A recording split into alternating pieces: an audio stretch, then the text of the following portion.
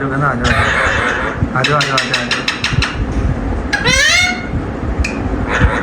आ जाओ आ जाओ कहना आ जाओ आ जाओ आ जाओ आ जाओ आ जाओ आ जाओ कितने आ रही हैं मम्मा मम्मा अम्मी अम्मी हैं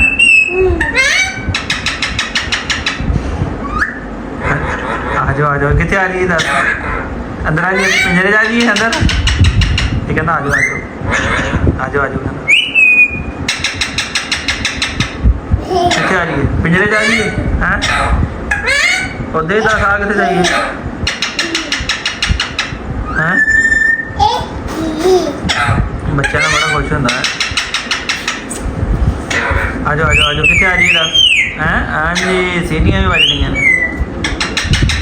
अबू अबू अबू अबू आ जाओ कितने आ रही है सीटी मार सीटी मिट्टू सीटी मार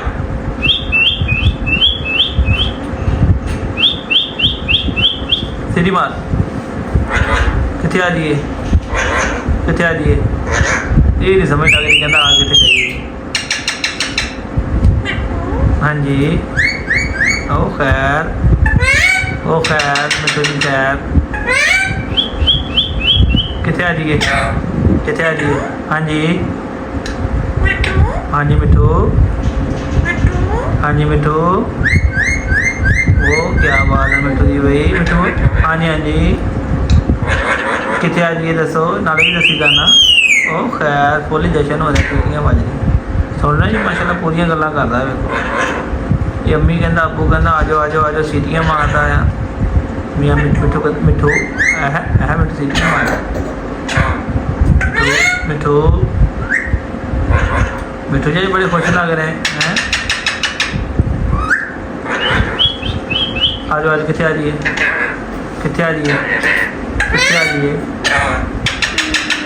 हैं क्या बात मस्ती आया माशाल्लाह होने को थोड़ा बोलने लगा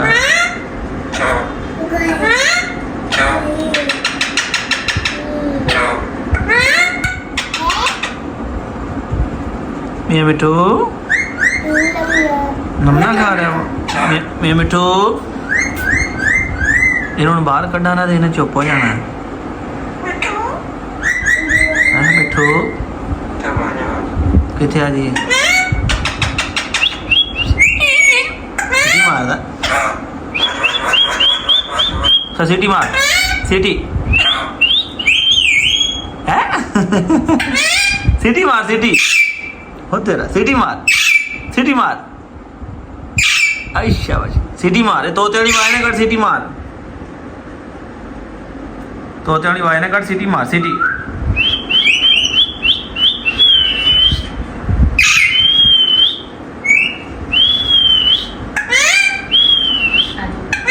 आ जाओ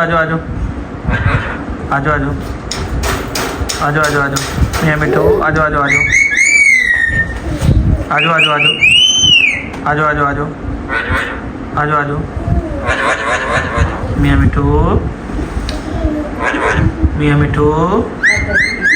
मियाँ मिट्टू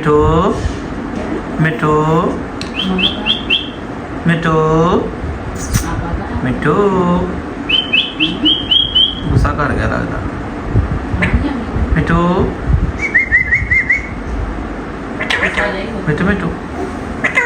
मियाँ मिट्टू आ जाओ सीटी मार सीटी हाँ सीटी मार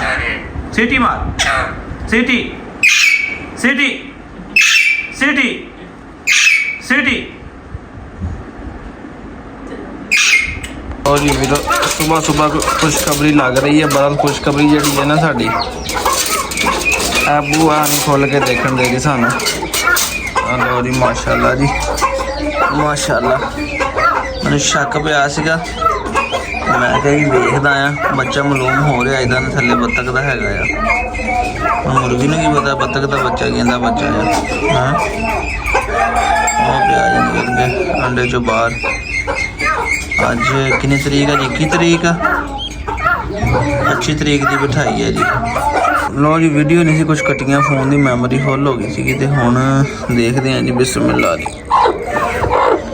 अंडे तड़के पे है जी ठीक है उनके भी चुन बच्चा बाहर है माशाल्लाह। एक बच्चा पिछले पासे बैठा है माशाल्लाह जी। एक और चुन के बाहर निकली हुई है ठीक है। ते एक बच्चा बैठा वा और ऊपर एक और थले नज़र आ रहा है होर ना। अच्छा माशाल्लाह माशाल्लाह बहुत रौनक लाई पई है फिर है। बच्चे निकलना स्टार्ट हो गए। एक वो सामने पिया है थले तकरीबन 3 बच्चे मेरा ख्याल है। एक वो शायद परे को हो गए क्योंकि मैं तान चक्या कि अपने हिसाब नाल अंडे मल के बैठी है।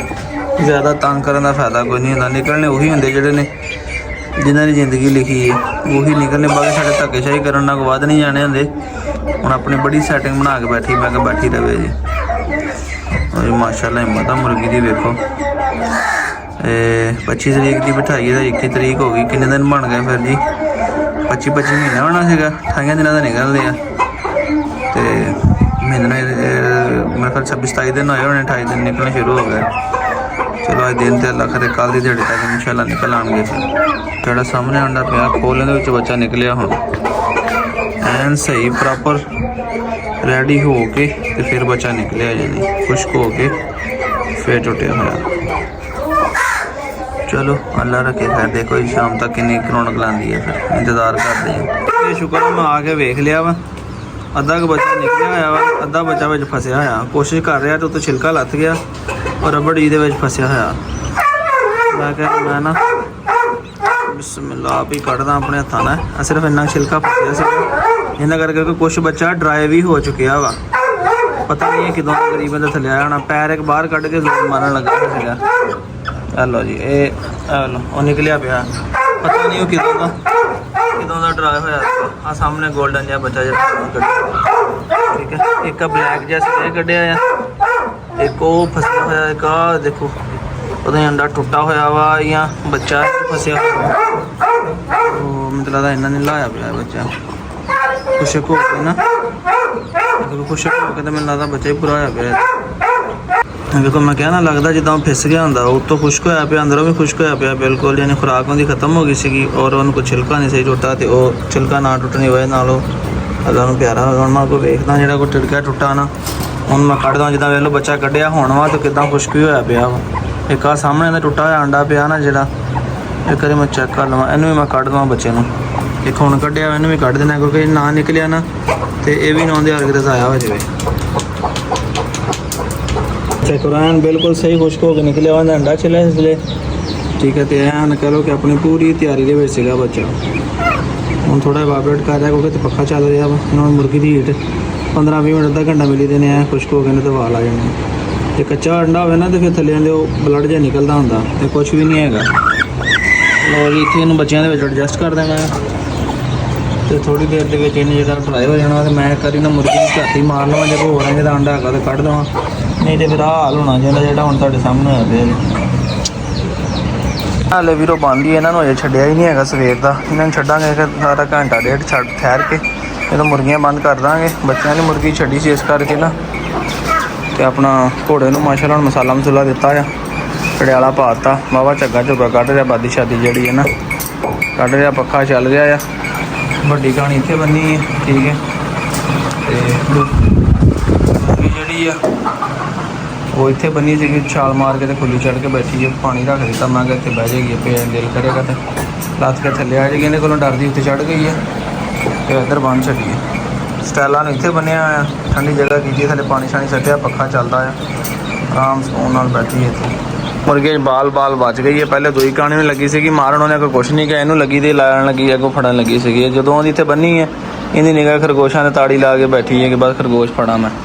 तो अबू ने थोड़ी जी जगह इन्होंने खुली की है ताकि जो मैं क्या कुछ बच्चे चक के इनक्यूबेटर छड़ देते 5 तो 2-3 बच्चे इन्हें थले पे है पानी के अगे रखा है ताकि जोड़ा कि अपना ना ये भिजियाँ रोटियां रखियाँ और नाल पानी रखा ताकि इन्हें उठना तो है नहीं पता तुहानूं जो बच्चे निकलते होंगे तो मुर्गियां जड़ियाँ उठदियां नहीं होंदियां कहदियां लै भी इत्थे बैठे रहिए इत्थे खाइए तो इत्थे बच्चों को खिलाइए।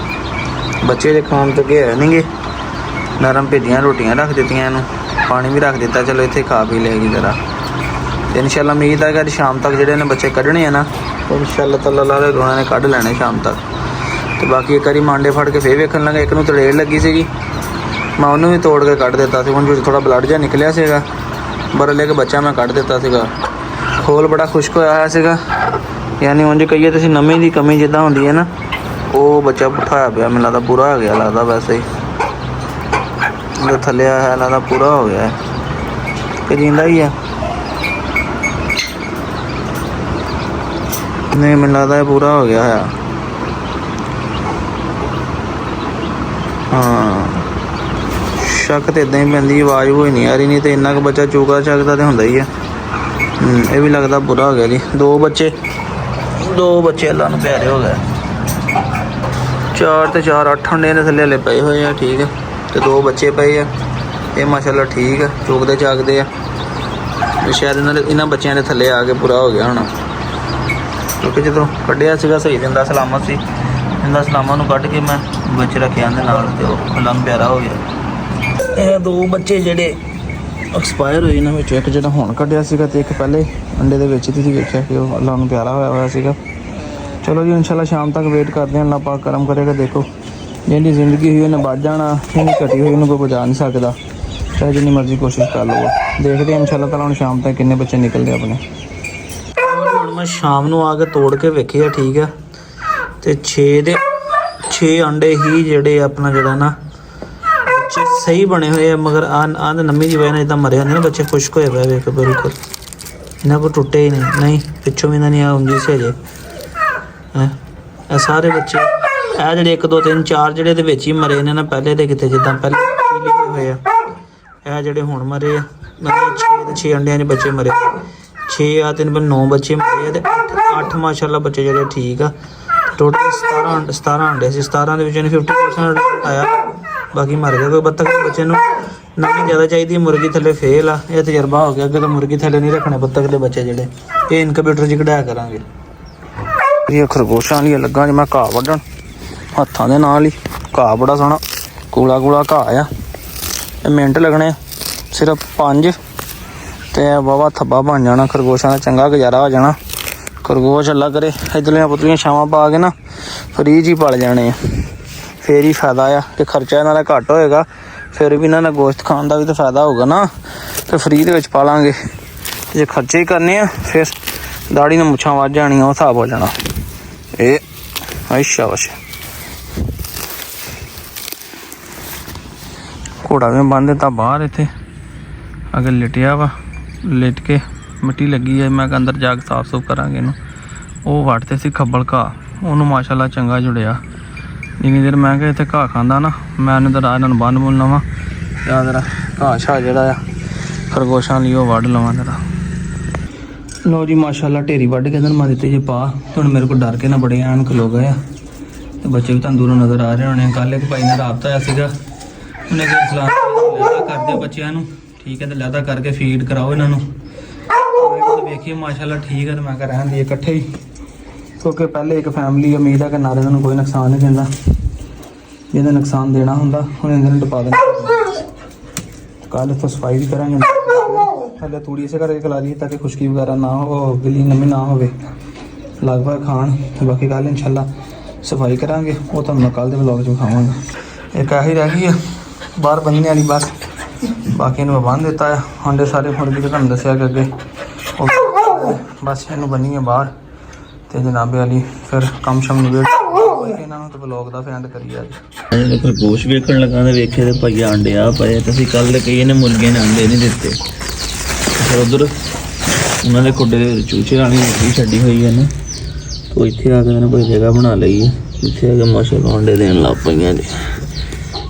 ਆਹ ਪਤਾ ਮੁਰਗੀਆਂ ਦੇ ਇੱਕ ਚਕੋਰ ਦਾ ਹੈ, ਇੱਕ ਚਕੋਰ ਦਾ ਆ, ਬਾਕੀ ਮੁਰਗੀਆਂ ਦੇ 4 ਮੁਰਗੀਆਂ ਦੇ, ਇੱਕ ਚਕੋਰ ਦਾ।